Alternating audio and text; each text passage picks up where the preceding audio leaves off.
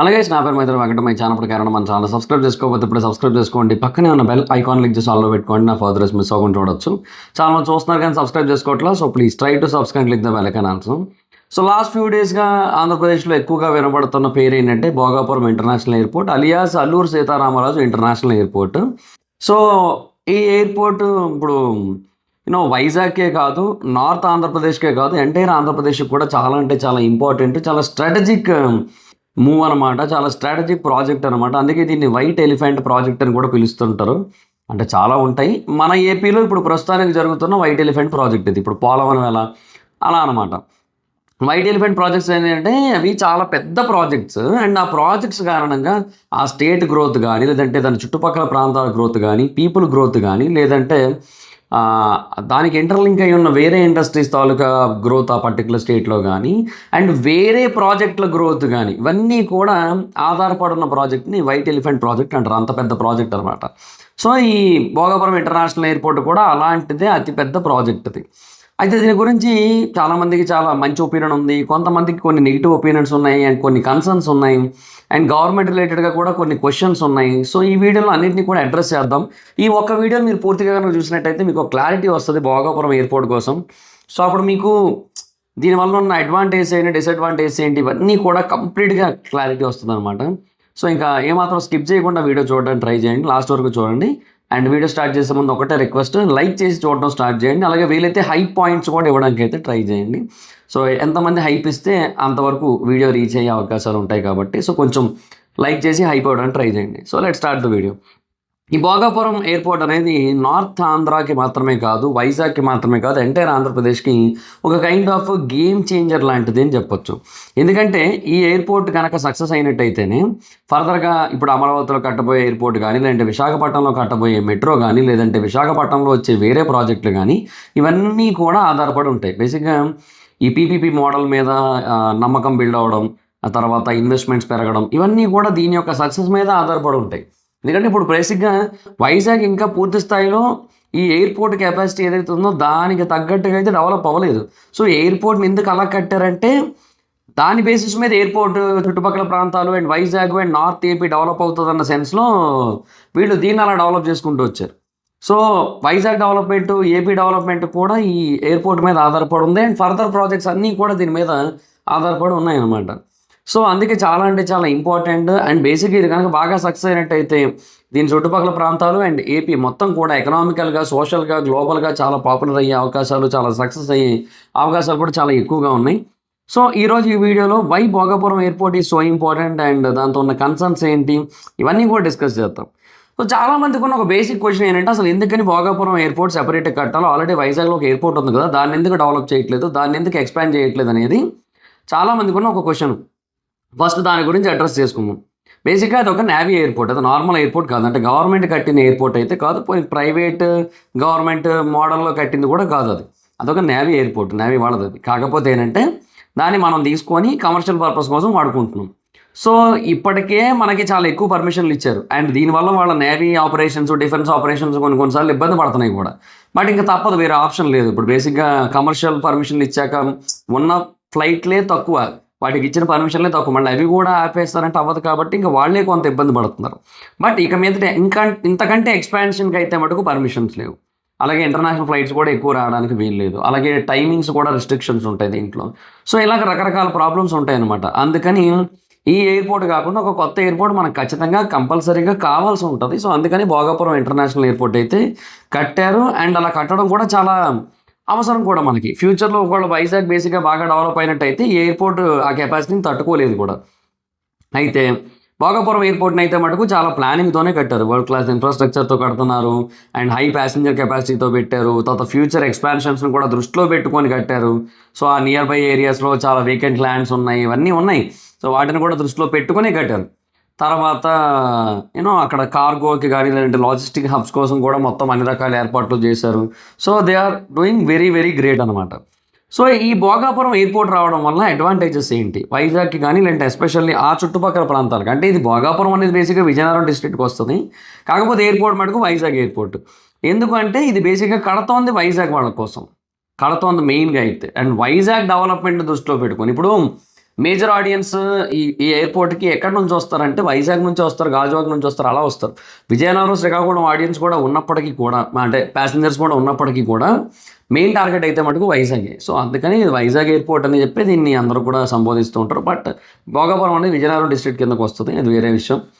And ఇప్పుడు యాక్చువల్గా airport చాలా పర్ఫెక్ట్ ప్లానింగ్తో వస్తుంది. బేసిక్గా ఒక ఎయిర్పోర్ట్ వచ్చింది, ఎస్పెషల్లీ ఇలాంటి ఎయిర్పోర్ట్ వచ్చింది అంటే ఇంత పెద్ద ఎయిర్పోర్ట్, దీని చుట్టుపక్కల ప్రాంతాల్లో ఈ ఐటీ పార్క్స్ కానీ, హోటల్స్ కానీ, అంటే నార్మల్ కూడా కాదు, పెద్ద పెద్ద ఇంటర్నేషనల్ హోటల్స్ కానీ, లాజిస్టిక్స్ కంపెనీస్ కానీ, వేర్ హౌసింగ్ కానీ, ఎక్స్పోర్ట్ అండ్ ఇంపోర్ట్ బిజినెస్లు కానీ, వీటికి సంబంధించిన కంపెనీలన్నీ కూడా చాలా పీక్ లెవెల్లో వస్తాయి. ఎందుకంటే మనకి ఎయిర్ ట్రాన్స్పోర్ట్ అనేది చాలా ఎక్కువగా అందుబాటులోకి వస్తుంది కాబట్టి. సో అలాంటి కంపెనీస్ అన్నీ కూడా వస్తాయి. సో దీనివల్ల డైరెక్ట్గా, ఇండైరెక్ట్గా కొన్ని వేల ఉద్యోగాలు వస్తాయి. అండ్ లోకల్ యూత్కి ఏవియేషన్, హాస్పిటాలిటీ వీటన్నిటిలోని కూడా ఉద్యోగాలు వస్తాయి. అండ్ ఎంఎస్ఎంఈలు కూడా బాగా గ్రోత్ అయితే వస్తుంది. అంటే చిన్న సైజ్ ఇండస్ట్రీలన్నిటికీ కూడా మంచి గ్రోత్ అయితే ఉంటుంది. సో అంతా బాగానే ఉంటుంది. అండ్ అది మాత్రమే కాదు, ఇప్పుడు బేసిక్గా గవర్నమెంట్ ఆల్రెడీ గూగుల్ని తీసుకొచ్చింది డేటా సెంటర్. ఆ డేటా సెంటర్ కూడా ఈ కాపులుపడ ఆ ఏరియాలోనే వస్తుంది. సో దానికి ఈ ఎయిర్పోర్ట్ చాలా దగ్గర యాక్చువల్లీ. సో ఆ ఏరియాలో ఈ డేటా సెంటర్ రావడం వల్ల దాని చుట్టుపక్కల కూడా డేటా సెంటర్ రిలేటెడ్ కంపెనీలు బోల్డ్ వస్తాయి. సో ఈ కంపెనీస్ అన్నిటికీ కూడా ఇప్పుడు ఎయిర్పోర్ట్ అనేది చాలా అందుబాటులోకి వస్తుంది. ఇప్పుడు యాక్చువల్గా చెప్తున్నాను కదబ్బా, ఈ ఎయిర్పోర్ట్ని ఎక్కువగా ప్లాన్ చేసింది దేన్ని ఉద్దేశించి అంటే, ఈ ఐటీ హబ్ కింద వైజాగ్ని డెవలప్ చేద్దామని చూస్తున్నారు కదా. సో అలా డెవలప్ చేద్దామని చూస్తున్నప్పుడు అది ఎక్కడ, ఏ ఏరియాలో ఎక్కువగా డెవలప్ చేద్దామని చూస్తున్నారంటే, వాళ్ళందరూ కూడా అటు ఇటు సైడే, అటు హైవే అంటే మొత్తం ఈ పరదేశపాలెం అవన్నీ కూడా దాటేసిన తర్వాత తగరపలస, ఆనందపురం అటు సైడ్ ఎక్కువగా ఫోకస్ చేస్తున్నారనమాట. సో ఆ ఏరియాల వాళ్ళకి ఏది మెయిన్? ఎయిర్పోర్ట్. మరి ట్రాన్స్పోర్టేషన్ అది కావాలంటే వాళ్ళకి దగ్గర కదా అది. సో ఆ బేసిస్ మీద కూడా ప్లాన్ చేశారు. అఫ్కోర్స్ దానికి కొన్ని వేరే రీజన్స్ కూడా ఉన్నాయి.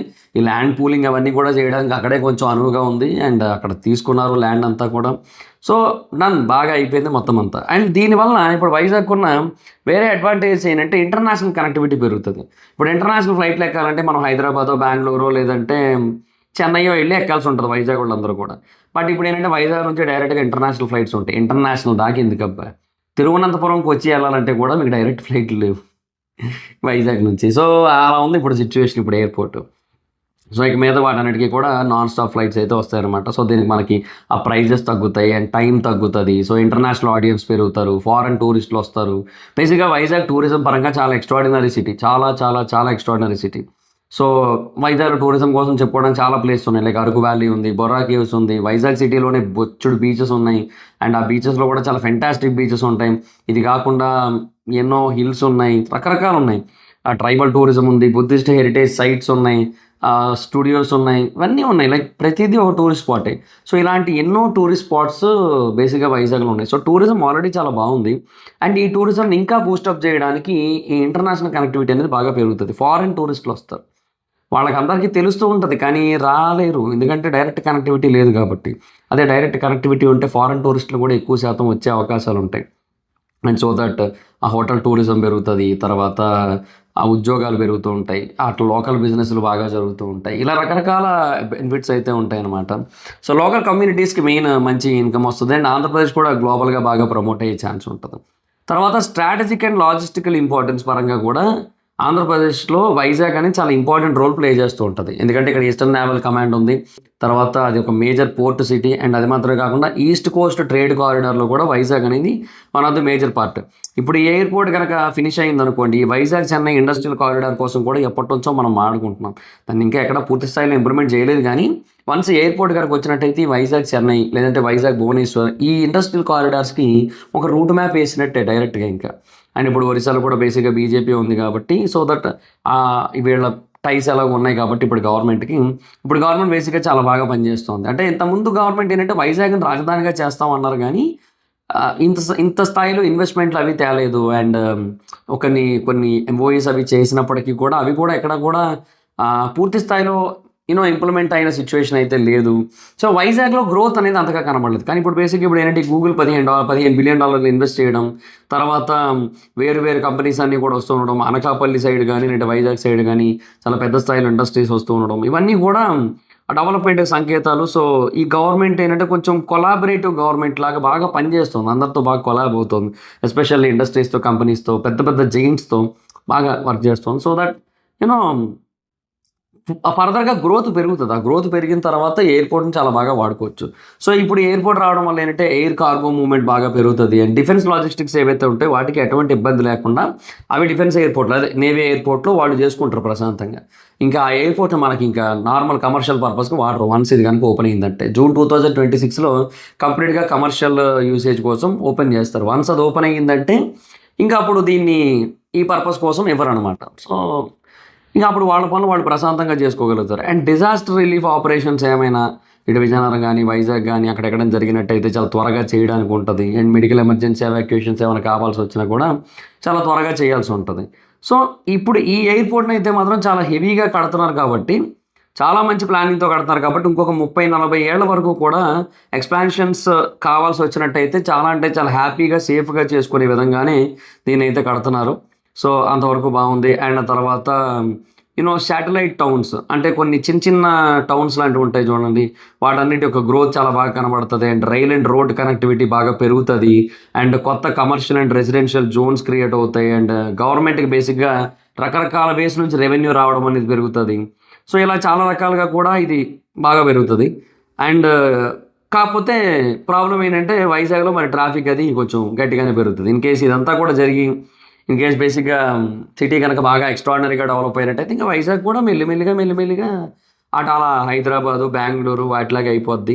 అండ్ పాపులేషన్ పెరుగుతున్న కొద్దీ ఇప్పుడున్న డ్రైనేజ్ సిస్టమ్ సరిపోదు. సో, డ్రైనేజ్ యూసేజ్ ఎక్కువ ఉండడం వల్ల ఆటోమేటిక్‌గా వర్షాలొచ్చాయంటే ఇంతకుముందు బెస్ట్ డ్రైనేజ్ సిస్టమ్ ఉంటది వైజాగ్‌లో. బికాజ్ ఎప్పుడైనా వర్షాలు పడితే వితిన్ ఒక 10, 15 మినిట్స్‌లో ఆ వాటర్ అంతా కూడా మాయమైపోద్ది మళ్ళీ. కనబడదు. అలాంటి సిట్యుయేషన్ ఉంది. బట్ ఇప్పుడు ఫర్దర్‌గా ట్రాఫిక్ గనక బీభత్సంగా పెరిగి ఇక హైదరాబాద్, బెంగుళూరులాగా అయిందంటే ఇంక అది కూడా ఇబ్బందే. బట్ తప్పదు మరింక.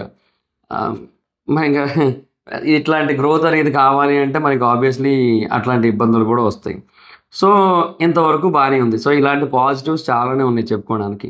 బట్ నెగెటివ్స్ అంటే చాలామంది ఇంకా అక్కడ ల్యాండ్ పోవడం ఇలాంటి కొన్ని యాస్పెక్ట్స్ అయితే మెన్షన్ చేస్తుంటారు గానీ, నా దృష్టిలో ఇంక నాకది నెగెటివ్ కాదు. ఎందుకంటే జనరల్‌గా ఇదనే కాదు ఏదైనా సరే ఒక ల్యాండ్‌ని మనము అదే పంట భూములు అంటారు చూడండి. ఇప్పుడు వాటి గురించి చెప్తుంటారు. పంట భూములు పోతున్నాయి, ఫెర్టైల్ ల్యాండ్ పోతుంది అంటారు.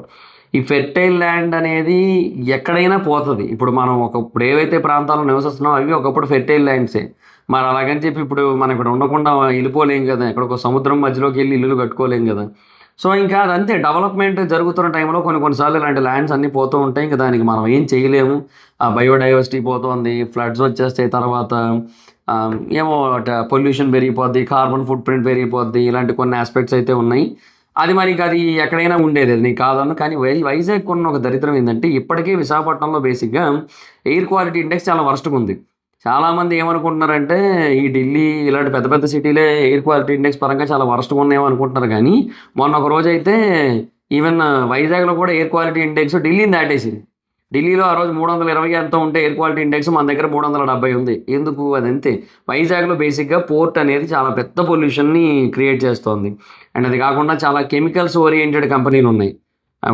ఫార్మా కంపెనీలు చాలానే ఉన్నాయి. అది కాకుండా ఈ హెచ్‌పీఎస్‌ఎల్ ఆ తర్వాత ఫెర్టిలైజర్ కంపెనీస్ కోరమాండల్ తర్వాత ఎన్నో గవర్నమెంట్ కంపెనీస్ ఉన్నాయి. లైక్ స్టీల్ ప్లాంట్ గానీ, బీహెచ్‌ఈఎల్ గానీ, లేదంటే షిప్ యార్డ్ గానీ, నేవల్ డాక్యార్డ్ గానీ, జింక్ ఉండేది ఒకప్పుడు ఇప్పుడు అది లేనట్టుంది. సో, ఇలాగ ఎన్నో గవర్నమెంట్ ఇండస్ట్రీస్ ఉన్నాయి. Central government industries. సో, వీటన్నిటి నుంచి కూడా అదనే కాదు ఇంక ప్రైవేట్ ఇండస్ట్రీస్ కూడా ఉన్నాయి. ఆ పోర్ట్ రోడ్ నుంచి అదే ఇది జ్ఞానాపురం నుంచి అటు క్షీరానగర్‌కెళ్ళే రూట్ మొత్తం డస్టే మరింక. అదంతా ఇండస్ట్రియల్ ఏరియానే మరింక. సో, అటు ఆ క్షీరానగర్ బ్యాక్ సైడ్, ఆ సింధియా సైడ్ అన్నీ ఇంకా మొత్తం ఇండస్ట్రియల్ ఏరియాలో అండ్ గాజువాక సైడ్ కూడా ఏపీఐఐసీ దగ్గరంతా కూడా ఇండస్ట్రియల్ ఏరియానే. అవన్నీ ఇండస్ట్రియల్ జోన్స్ కంప్లీట్‌గా ఇంకా. సో, ఆ ఇండస్ట్రియల్ జోన్స్ వల్ల ఆల్రెడీ కొంత పొల్యూషన్ చాలా గట్టిగా ఉంది వైజాగ్‌లో. ఇది గనక పెరిగి ఇంకా పొల్యూషన్ గనక పెరిగినట్టయితే వైజాగ్ ఫ్యూచర్‌లో అసలు అన్‌స్టేబుల్ సిటీ అయిపోద్ది. ఉండడానికి వీలు లేని సిటీ అయిపోద్ది. హైదరాబాద్, బెంగుళూరు అయినా పర్లేదు గానీ, వైజాగ్ బేసిక్‌గానే వేడెక్కువ. అది వైజాగ్‌లో జనరల్‌గా చెప్పాలంటే ఎలా ఉంటదంటే సిట్యుయేషన్ సమ్మర్‌లో బాగా సమ్మర్ ఉంటది. వింటర్‌లో కొంచెం సమ్మర్ ఉంటది. రైనీ సీజన్‌లో ఆల్‌మోస్ట్ సమ్మర్ ఉంటది. అలాగే ఉంటది వైజాగ్ పరిస్థితి. సో, అలాంటి చోట ఇండస్ట్రియల్ గ్రోత్ అంటే ఐటీ హబ్బులొస్తే పర్లేదు. ఐటీ హబ్బులతో పెద్ద ప్రాబ్లమ్ లేదు. మహా అయితే ఆ ఏసీల నుంచి వచ్చేది ఉంటది. అదొక్కటి కొంచెం ప్రాబ్లమ్ తప్పిస్తే మిగతాది అంత ప్రాబ్లమ్ కాదు. కానీ ఒకవేళ ఇండస్ట్రీస్ పెరిగాయనుకోండబ్బా! అది మెయిన్ ప్రాబ్లమ్. సో, ఇప్పటికే వైజాగ్ కెపాసిటీని మించి ఎక్కువ ఇండస్ట్రీస్ని హ్యాండిల్ చేస్తుంది. సో ఇంకా ఇంకా కొత్తగా ఇండస్ట్రీస్ రాకూడదు. కావాలంటే ఈ ఐటీ టైప్ వచ్చినా కూడా పర్లేదు వైజాగ్‌కి. అది పెద్ద ప్రాబ్లమ్ కాదు. సో ఈ పొల్యూషన్ పాయింట్‌ని ఖచ్చితంగా కన్సిడర్ చేయాలి. అది కొంచెం ఇంపాక్ట్ ఉంటది. మరి దానికి తగ్గట్టుగా ఏర్పాట్లు చేసుకోవాలి. వైజాగ్ ఒక అడ్వాంటేజ్ ఏంటంటే మొత్తం అంతా కూడా కొండలతో నిండిపోయి ఉంటది. అలా నిండిపోయి ఉండడం వల్ల ఇంకా ఆ చెట్లు అవన్నీ కూడా కొంత పొల్యూషన్‌ని అబ్జర్వ్ చేసుకుంటాయి. లేదంటే ఇంకా దారుణంగా ఉంటది పరిస్థితి. కదా! సో, అది మెయిన్ ఆ ఈస్టర్న్ ఘాట్స్ ఉండడం ఇవన్నీ కూడా ఈ సింహాచలం దేవస్థాన పర్వతాలు గాని, ఇటు సిటీలో ఉన్న కొండలు గాని అన్నీ ఆ ఋషికొండ, ఋషులు తపస్సు చేసిన కొండ అన్నీ కలిపి ఇంకా సిటీలో ఏంటంటే ఉన్న పొల్యూషన్‌ని కొంతవరకు బాగా కంట్రోల్ చేస్తుంటాయి. సో, అది ఫైన్ అండ్ గుడ్. బట్ లేదంటే ఇంకా ఎఫెక్ట్ పడతది. బట్ ఫ్యూచర్‌లో ఇంకా జాగ్రత్తలు తీసుకోవాలి. ఇంకా ట్రీస్ అనేవి డెమాలిష్ కాకుండా చూసుకోవాలి. ఎక్కువగా చెట్లు నాటి అవి పెరిగి పొల్యూషన్ కంట్రోల్ చేసేలా చేయాలి. అండ్ ఎయిర్ పొల్యూషన్‌కి ఈ చెట్లు మాత్రమే కాదు ఇంకా వేరే సొల్యూషన్స్ కూడా ఎతకాలి. చూద్దాం మరి ఏం చేస్తారో. సో, అయితే ఇది కాదు నా దృష్టిలో మెయిన్ కన్సర్న్ ఏంటో తెలుసా? డిస్టెన్స్. బేసిక్‌గా ఇప్పుడున్న ఎయిర్‌పోర్ట్ గట్టిగా మాట్లాడుకుంటే సిటీ నుంచి 10 కిలోమీటర్ల దూరం ఉంటది. సో, ఒకవేళ మంచిగా ట్రాఫిక్ గట్టిగా ఉన్నా సరే ఒక అరగంటలో వెళ్ళిపోవచ్చు ఎయిర్‌పోర్ట్‌కి. సో, వైజాగ్ ఏంటంటే ఇప్పుడు చాలా వరకు ఎలాగైపోయిందంటే వైజాగ్‌లో ఎవరికీ కూడా ఉరుకులు పరుగుల జీవితం అంత ఉండదు. చాలా రిలాక్స్‌డ్‌గా ఉంటారు. ఏముందిలే 15 నిమిషాల్లో వెళ్ళిపోవచ్చు ఎక్కడికైనా. 10 నిమిషాల్లో వెళ్ళిపోవచ్చు ఎక్కడికైనా అన్న ఫీల్ ఉంటదనమాట. సో, అది చాలా డిఫరెంట్‌గా ఉంటది. వైజాగ్ పీపుల్ సిట్యుయేషన్ హైదరాబాద్, బెంగుళూరుతో కంపేర్ చేస్తే. ఈవెన్ హైదరాబాద్‌లో ఉన్నప్పుడు నేను కూడా అంతే. పరిగెట్టి ఉండేటోడిని సినిమాకెళ్ళాలంటే, థియేటర్‌కెళ్ళాలంటే. అంటే మరి రివ్యూస్ కోసమని. బట్ వైజాగ్‌లో అలా కాదు. వెళ్ళొచ్చులే అన్నట్టు ఉంటాను నేను. సో, అది మరి సిట్యుయేషన్. ఇంకా అందువల్ల అది ఉంటది జనరల్‌గా. కానీ ఇప్పుడేంటంటే ఓకే. వన్స్ బాగా డెవలప్ అయినట్టయితే అలాంటి ప్రాబ్లమ్ వస్తది. ఓకే. బానే ఉంది. కానీ సరే డెవలప్‌మెంట్ సంగతి తర్వాత. బట్ ఇప్పుడున్న సిట్యుయేషన్‌కే చూసుకుంటే సిటీ నుంచి భోగాపురం ఎయిర్‌పోర్ట్ 47, 48 కిలోమీటర్ల డిస్టెన్స్. చాలా దూరం అది. లిటరల్లీ గంట 10 నిమిషాలు పట్టేస్తది. ఏది నాన్ ట్రాఫిక్ టైమింగ్ అయితే. పొరపాటున ట్రాఫిక్ టైమింగ్ అనుకోండి. చుక్కలు తెమ్మన్నా తెంపుకురానా అన్నట్టు అయిపోద్ది. చుక్కలే ఇంక. ఏముండదు అక్కడ ఇంక. అంటే పొరపాటున కార్‌లో ఎళ్తే. ఇప్పుడు బేసిక్‌గా అయితే ఒకటి ఇదంతా కూడా మనం హ్యాపీగా కార్ మీద వెళ్ళిపోవచ్చు. అది ఇప్పుడు హైదరాబాద్ ఎయిర్‌పోర్ట్ కనుక్కోండి దానికి 2 మంచి ఆప్షన్స్ ఉంటాయి. ఒకటి ఔటర్ రింగ్ రోడ్ ఉంటది. రెండోదొచ్చి అది అదే మెహదీపట్నం పీవీ నరసింహారావు ఎక్స్‌ప్రెస్ వే ఉంటది. ఈ రెండిటి మీద కూడా బళ్ళు ఎలౌ చేయరు. అది ఏంటో నాకది అర్థం కాదు ఎప్పుడు కూడా. కామెడీగా ఉంటది. ఓఆర్ఆర్ మీదకి బైకులు ఎలౌ చేయరు. ఏదో ఫైనాన్షియల్ డిస్ట్రిక్ట్ రౌండ్ అబౌట్ దగ్గర వరకు ఎలౌ చేస్తారు. అక్కడ నుంచి కింద దిగిపోవాలంటారు. నార్సింగ్ అదంతా సర్వీస్ రోడ్ల నుంచి అలా ఎళ్ళాలి. అటు ఎళ్ళాలంటే. లేదు పోనీ ఇటు మెహదీపట్నం అంటారా? అది అంతే. ఓన్లీ కార్లే ఎలౌ చేస్తారు. ఇంకేవి ఎలౌ చేయరు. కార్లే అంతే. సో, ఇంకా దానికి అది మెహదీపట్నం అంతా పర్లేదు. మెహదీపట్నం దాటేసామంటే వన్స్ ఇంకా అత్తాపూర్ రోడ్‌లో అంత ట్రాఫిక్ ఉండదు. అది ముందుకు వెళ్ళిపోవచ్చు ఏదో బానే. సో, బట్ అది కూడా ఎలౌ చేయరు. ఎందుకో అర్థం కాదు. సరే ఓకే. Whatever it is. కానీ ఇప్పుడు బేసిక్‌గా ఇక్కడ ఉన్నది ఒకటే రోడ్డు. సో, అందువల్ల ఆపడాలు, ఎల్లమండాలు అయ్యేం ఉండవు ఇంకా. సో, అందరూ వెళ్ళిపోతారు. కానీ క్వెషన్ ఏంటంటే ట్రాఫిక్ సిటీ నుంచి మొత్తం ఆ హైవే మీద వెళ్ళాలంటే పోనీ హైవే కాదు పోనీ బీచ్ రోడ్‌లో వెళ్ళాడు అనుకుందాం బీచ్ రోడ్ పెరదా ట్రాఫిక్ అప్పుడు. అందరూ ఇప్పుడు బేసిక్‌గా తెనాలి రామకృష్ణ కథ ఉంటది. ఇదేంటది అందరూ కూడా తెచ్చి ఒక బిందెడు పాలు పోయండంటే తెల్లారి చూస్తే అందరి దగ్గర నీళ్ళే ఉంటాయి. మొత్తం బావంతా నీళ్ళే ఉంటాయి. ఏమైందిరా అంటే అయ్యా అందరూ పాలు పోస్తారు కదా! నేను నీళ్లు పోస్తే నాకు ఏం తెలుస్తదిలే అని చెప్పి నేను నీళ్లు పోసానయ్యా అంటాడు ఒకడు. అందరూ అదే చెప్తారు. అందరూ అట్లాగే అనుకునేసరికి అక్కడ నీళ్ళే ఉంటాయి. ఇలాగా అందరూ హైవే దగ్గర వెళ్తే ట్రాఫిక్ అనుకోని అందరూ బీచ్ రోడ్‌కి వచ్చారనుకోండి. బీచ్ రోడ్ నుంచి వెళ్తామని చెప్పి నాశనం. దుంప నాశనం. ఇంకా ఆ రోడ్ అంతా ట్రాఫిక్ అయిపోద్ది. ఇంకా అది ఏం చేస్తారు ఎవరైనా సరే. సరే పోనీ ఎటు చూసుకున్నా పోనీ సగం అటు సగం ఇటు వెళ్లారనుకుందాం పోనీ. అలాగైనా సరే చాలా హ్యూజ్ ట్రాఫిక్ అయిపోద్ది. మొత్తం అటు తిప్పి ఇటు తిప్పి గంటన్నర దగ్గర పట్టేస్తది ఓన్లీ జర్నీకి. ఇంతకుముందు అరగంట పట్టేది కాస్త. అది సరే పోనీ వైజాగ్ సిటీ వాళ్ళకి ఓకే అనుకుందాం. గాజువాక వాళ్ళ పరిస్థితి. వాళ్ళేం పాపం చేశారయ్యా? 61 కిలోమీటర్లు అబ్బా వాళ్ళకి. 61 కిలోమీటర్లు లిటరల్లీ. అది కూడా వయ్యా ఇటు గోపాలపట్నం సైడ్ నుంచి అటు వెళ్తే సింహాచలం సైడ్ అటు సైడ్ అవన్నీ వెళ్తే అప్పుడు 61 కిలోమీటర్లు పడుతుంది. లేదంటే వాళ్ళు పొరపాటున వాళ్ళకి తెలియక హైవే మీద వచ్చారంటే రాడ్డే ఇంకా సిటీ మీద వచ్చారంటే. తర్వాత అనకాపల్లిలోనూ కొద్దో గొప్ప పర్లేదు. వాళ్ళకి ఏంటంటే వాళ్ళకి కూడా గాజువాక వాళ్ళకి పట్టినంత టైమే పడుతుంది. ఎందుకు వాళ్ళు అనకాపల్లి ఆనందపురం హైవే ఎక్కేస్తారు కాబట్టి అలా కొంచెం పర్లేదు. సో, వాళ్ళకి డిస్టెన్స్ ఎక్కువ పెట్టినా కూడా టైం సిమిలర్‌గా పడుతుంది. ఒక గంటన్నరలో వెళ్ళిపోతారు వాళ్ళు. గంటన్నర అదే గంటన్నర కాదు. గాజువాక వాళ్ళకి ఒక 1 అవర్ 50 మినిట్స్ అలా పడితే వీళ్ళకి 1 అవర్ 50 మినిట్స్ పడుతుంది. మంచి ట్రాఫిక్ ఉన్నప్పుడు. మంచి ట్రాఫిక్ గనక గట్టిగా గనక ఉన్నట్టయితే ఇద్దరికి కూడా సిమిలర్‌గా ఈ మాత్రం టైమింగ్స్ అయితే పడతాయనమాట. సో, దానికోసం అన్నేసి గంటలు అక్కడ వరకు క్యాబులు ట్రావెలింగ్ అవుతదా? అసలు ఆ ఫ్లైట్‌కి ఎంత ఛార్జీలు పెడతారో, ఈ క్యాబ్ ఛార్జీలు కూడా అంతే అవుతాయి అప్పుడు. పోనీ సొంత కార్లు అనుకుందాం పోనీ. Parking charges. మళ్ళీ సొంత కార్ అయినా ఇప్పుడు ట్రావెలింగ్ ఉంటదిగా అక్కడి దాకా. ఇట్లా రకరకాల పంచాయతీలన్నీ ఉన్నాయన్నమాట ఇక్కడ. సో, బేసిక్‌గా ఇది ఎట్లా అంటే ఒక రకంగా పాజిటివ్‌గా ఉన్నప్పటికీ కూడా పీపుల్‌కి చాలామందికి సిర్రెత్తుకొస్తది అంత దూరం ట్రావెల్ చేయాలంటే. వాళ్ళకేమనిపిస్తది? అంత దూరం ట్రావెల్ చేసే కంటే రైల్వే స్టేషన్‌కెళ్ళి రిజర్వేషన్‌లు గనక ఉన్నట్టయితే ట్రైనే ఎక్కేద్దాం. నైట్ ఎక్కితే పడుకొని పొద్దున్న లేసి దిగిపోతాం అనే ఫీలింగ్ వస్తది యాక్చువల్లీ. ఇప్పుడు మీరే గమనించండి అబ్బా! ఇప్పుడు జనరల్‌గా ఒకరు వైజాగ్ నుంచి హైదరాబాద్ వెళ్దాం అనుకున్నారు. వైజాగ్ నుంచి సిటీ అక్కడ నుంచి వెళ్ళడానికి గాజువాక నుంచి అదొక గంట 50 నిమిషాలు పట్టింది. అక్కడ మళ్ళీ చెకింగ్‌లు అన్నీ అవ్వాలి కాబట్టి గంటన్నర ముందే వెళ్ళాలి అక్కడికి. ఓకే. అంతా కలిపి 3 గంటల 20 నిమిషాలు, 3:30 గంటలు ఏసుకో. 3:30 గంటల తర్వాత ఫ్లైట్ ఎక్కాడు. ఒక గంట జర్నీ ఉంటది. 4 గంటల 45 నిమిషాలు అయింది. అక్కడ మళ్ళీ దిగి మొత్తం అంతా బయటకొచ్చి క్యాబ్ ఎక్కి మళ్ళీ సిటీలోకి వెళ్ళేసరికి అక్కడ గంటన్నర పైన పట్టేస్తది. సో, 6 గంటలు పట్టేస్తది. ఈ 6 గంటల్లో ఫ్లైట్‌లో వెళ్ళేదానికంటే అదేదో ట్రైన్‌లో పోవడం ఉత్తమం కదా అనిపిస్తది కదా! ఎవరికైనా అదే అనిపిస్తది. సో, ఇలాగ కొంతవరకు ఇంపాక్ట్ అయితే ఉంటది. చాలా లాంగ్ డిస్టెన్స్. కాకపోతే దీనికి కూడా ఒక సొల్యూషన్ అయితే ఉంది. ఏంటది? బేసిక్‌గా కనీసం గాజువాక నుంచి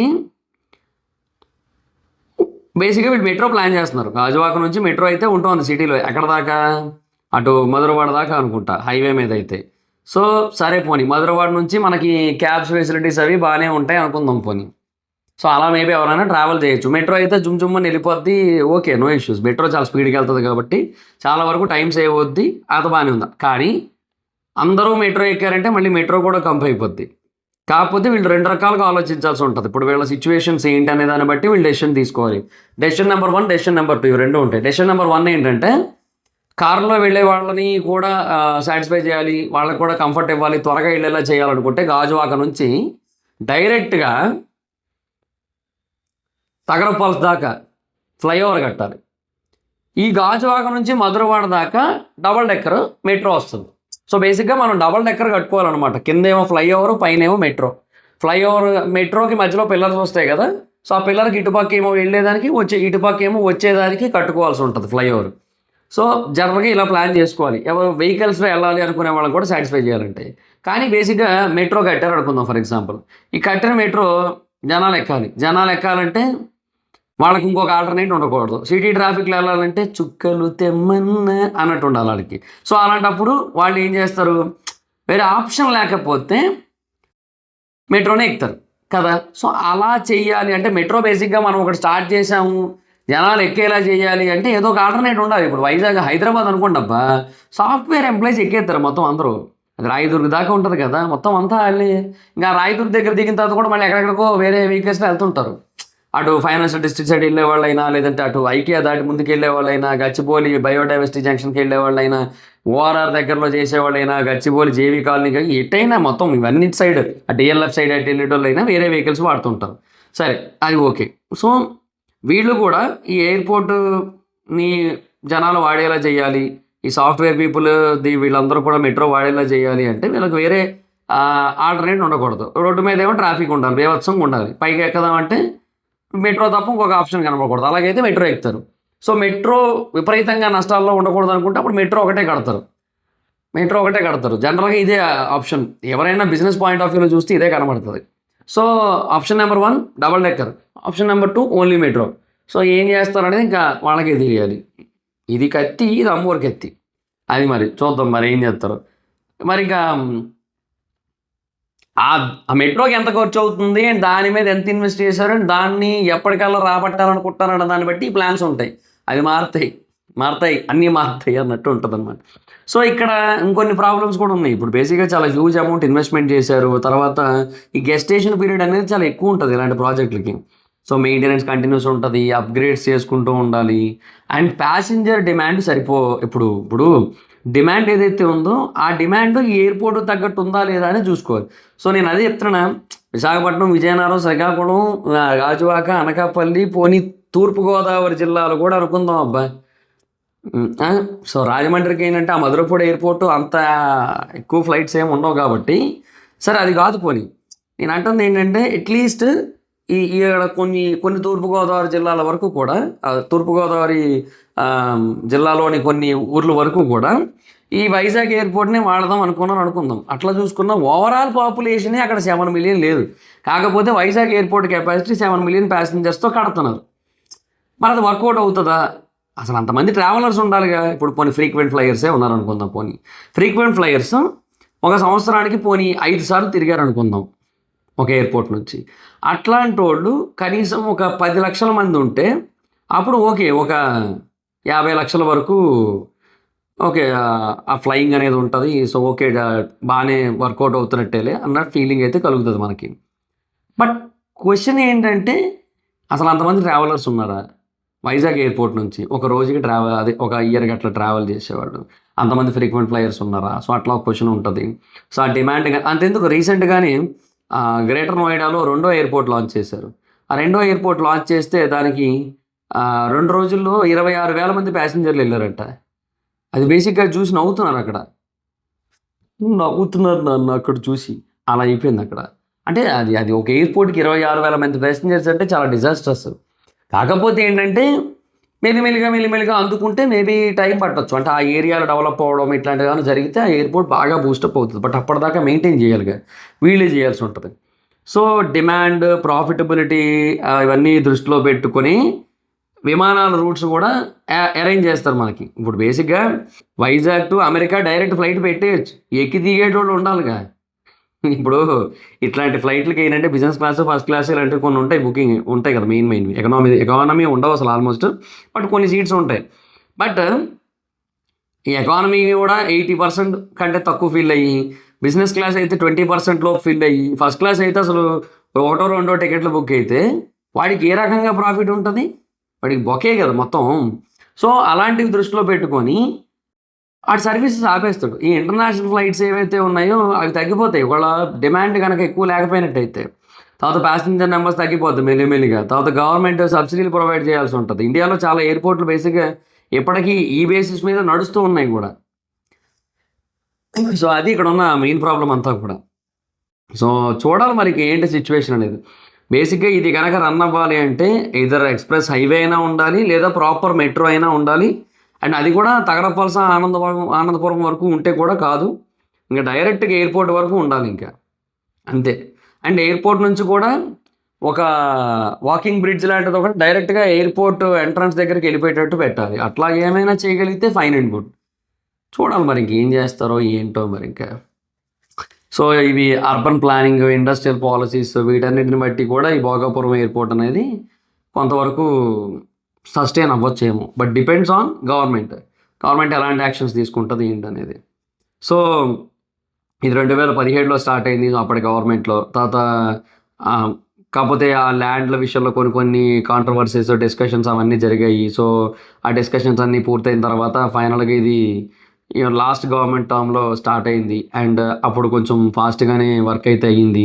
అండ్ ఆ తర్వాత ఇప్పుడు ఈ గవర్నమెంట్ వచ్చిన తర్వాత ఇంకా స్పీడ్గా వర్క్ అయ్యింది. సో అంటే డెడ్ లైన్ పెట్టుకొని, టార్గెట్స్ పెట్టుకొని పనిచేసినట్టు చేశారు ఇప్పుడు. సో అంతకుముందు గవర్నమెంట్ టైంలో ఒక 40% దాకా అయినట్టు ఉంది. సో రిమైనింగ్ 60% చాలా త్వరగా కొట్టేశారు. అండ్ యూనో ఈ మొత్తం అంతా కూడా అయిపోయింది. ఇప్పుడు 2026 మే నాటికి ఇది ఓపెన్ అయిపోతుంది. అండ్ ఇంకా చాలా ప్రాజెక్టులు అనమాట.